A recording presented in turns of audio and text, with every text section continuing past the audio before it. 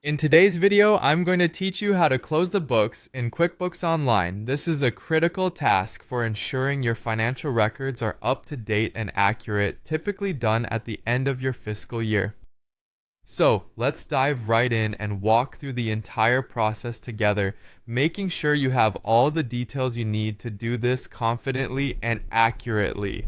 First, we need to review and reconcile all your accounts. This includes any bank, credit card, and loan accounts that are part of your financial system. You'll want to ensure that these accounts are reconciled up to your desired closing date. For this, go to the Accounting section and from there click on Reconcile. Make sure all your outstanding reconciliations are completed, as this will ensure that there are no discrepancies going forward.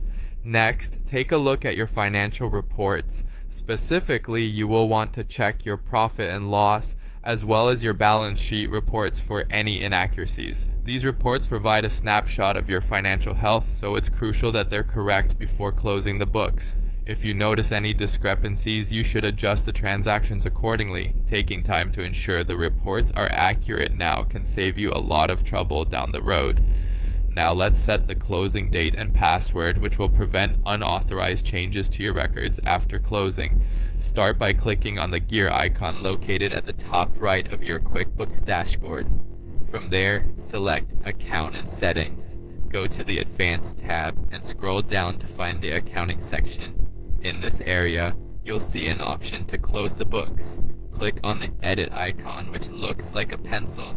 Here you can enter your desired closing date.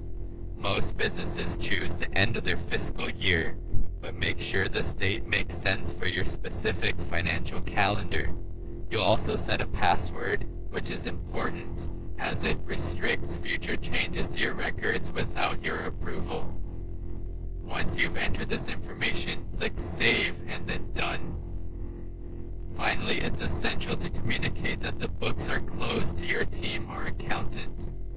Make sure everyone is aware of this and knows not to make changes after the closing date unless it is absolutely necessary.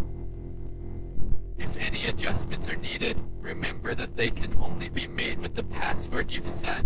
And there you have it, the books are successfully closed in QuickBooks Online. Following these steps ensures your financial data is secure and prepared for the upcoming fiscal period.